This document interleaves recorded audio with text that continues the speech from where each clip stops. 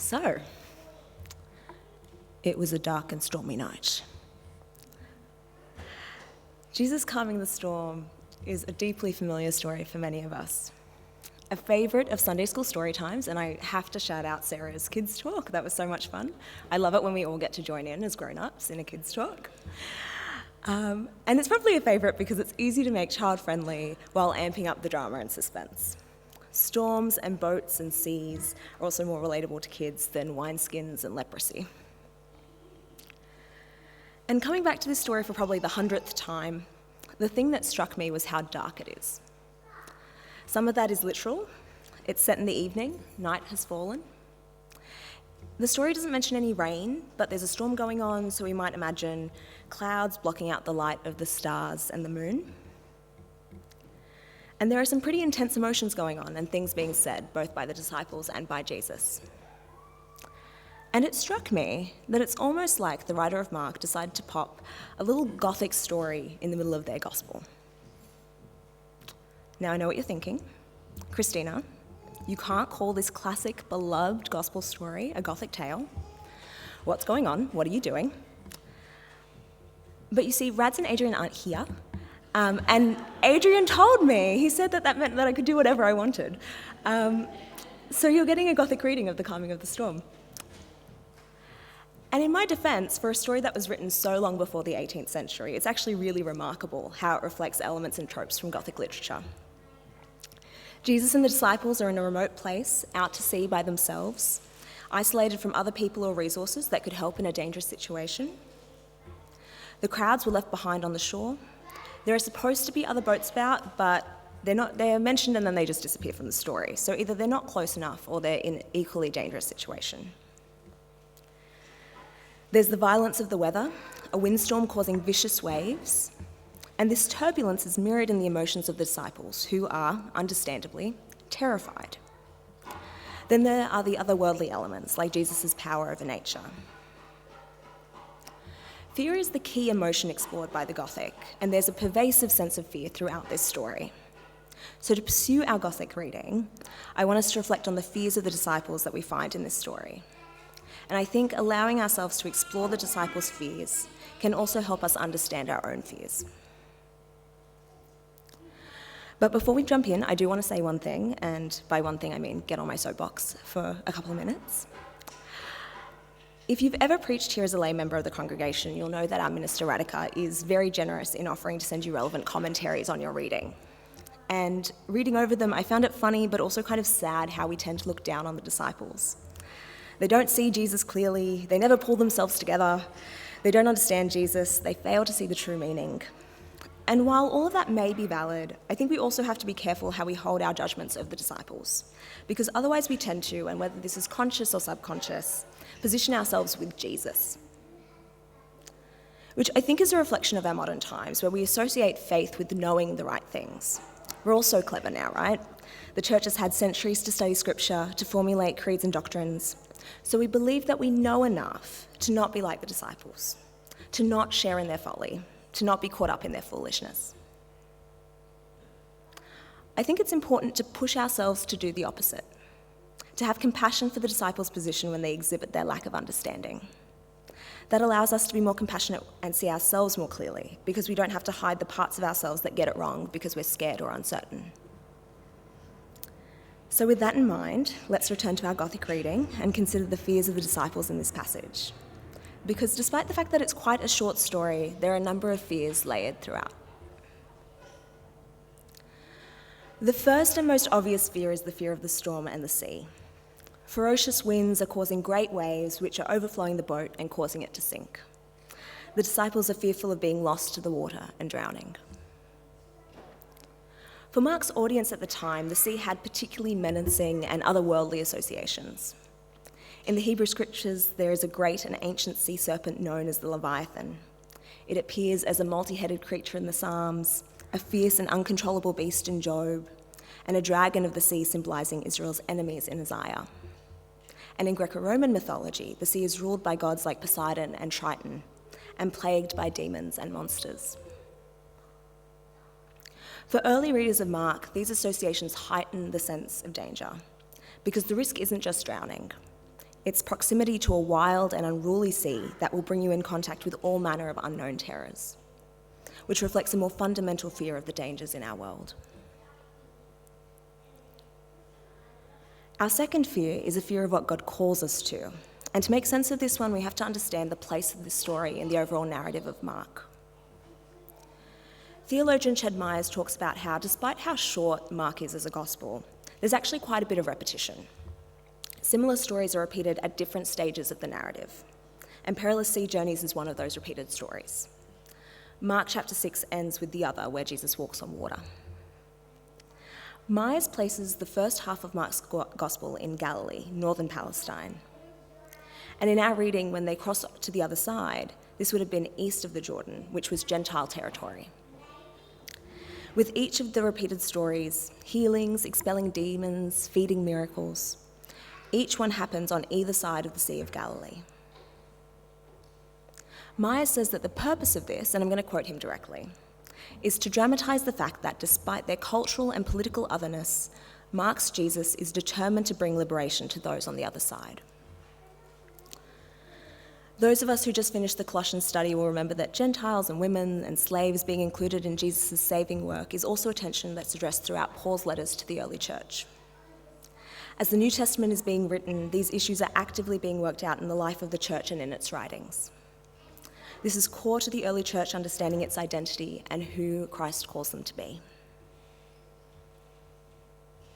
And this story, by making the act of water crossing so treacherous, gives voice to the fact that what Jesus calls us to as disciples can be intimidating, especially when we are called to build relationships with our neighbours across differences we feel are insurmountable. Our third fear is one that surprised me, reading the passage. If we look at this story of Jesus calming the storm in Matthew and Luke, the disciples wake Jesus by saying, "We are perishing." And in Matthew, they also ask Jesus to save them. But in Mark, the disciples cry out, "Teacher, do you not care that we are perishing?"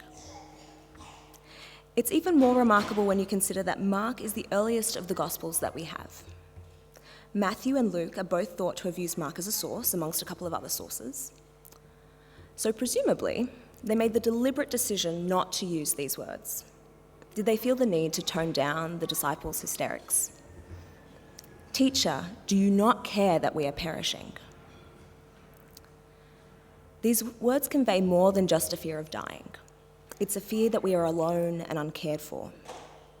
That if Jesus is sleeping in the stern of the boat while all of this happens, that we're unworthy of care, unworthy of the presence of someone who'll be with us as we face fear of danger and death. When Jesus asks, "Why are you afraid? Have you still no faith?"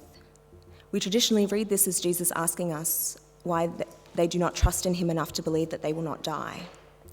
But what if he is also asking, "How do you not trust that I care for you, that I am present with you throughout everything?" Now, we're on our last fear, I promise. But this may be my favourite part of the story, primarily for the comedic value, honestly.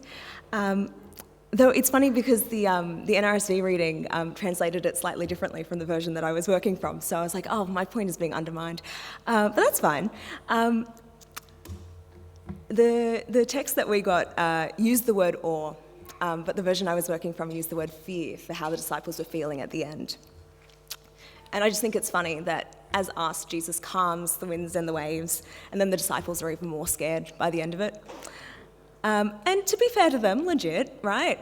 By this point in Mark's gospel, Jesus has shown his power, but it's all been like healing, expelling demons. And there's a pretty big difference between healing individual humans versus exercising power over nature, just in terms of orders of magnitude. So on one hand, we have this fear of abandonment by God that we just talked about. But then on the other, it can be really frightening to see God in action. And I think, again, this doesn't work because of the version of the reading that we got, but I think it's funny that when we encounter the words, the fear of God in Scripture, we often try to make it more palatable by talking about awe and say, oh no, that's just awe. God's power is awe-inspiring, but that's not really about fear. And I think that comes from a really legitimate place of trying to contend with harmful theologies that use fear to control and manipulate. That's important. But I think part of what the story suggests is that actually, fear may be a legitimate reaction to encountering the full extent of God's power. So we have these fears: a fear of the dangers of the world, of Jesus' call on our lives, of reaching out across our differences, of the absence of God when we need them, but also the full extent of God's power. And these fears are equally relevant to our lives today. But where does that leave us? Because despite the fun that I have personally had doing a Gothic reading, it can only take us so far. The Gothic is about exploring fears, what we fear, how we experience fear, how we respond to fear.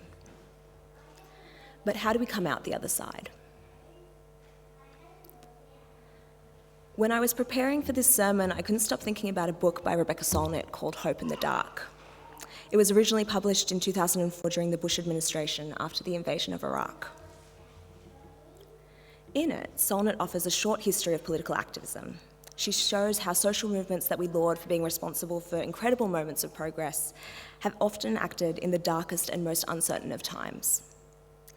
That the change that they sought often seemed absolutely impossible until suddenly it wasn't.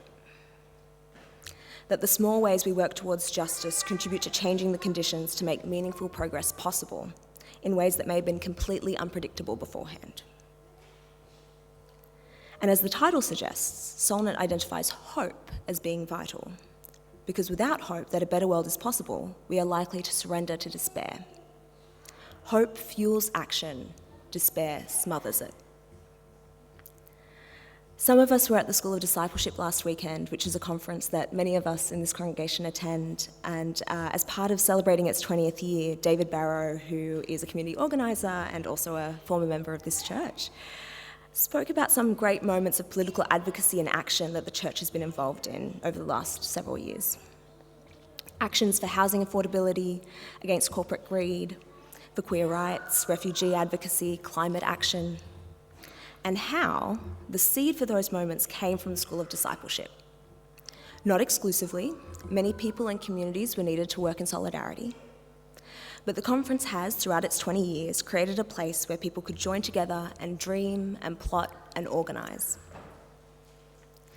It's a perfect example of what Solnit talks about.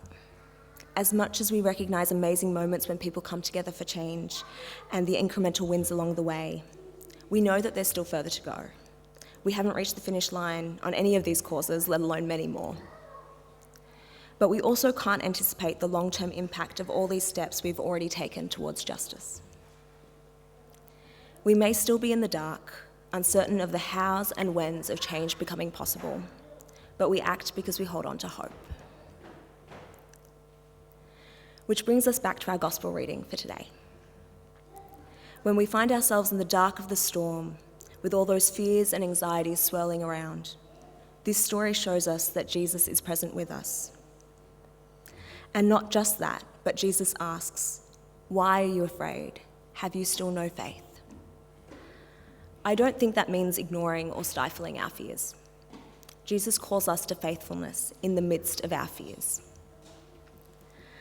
This is hopefully what our Gothic reading offers us, an example of how to sit with our fears with curiosity and self-compassion and courage.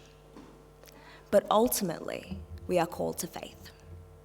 Jesus calls us to faith, to remember that God is with us and God cares for us no matter what comes.